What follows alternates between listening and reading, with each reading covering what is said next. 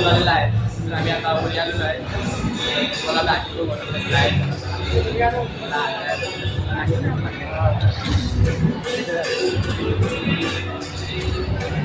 तो नजारा कसला आहे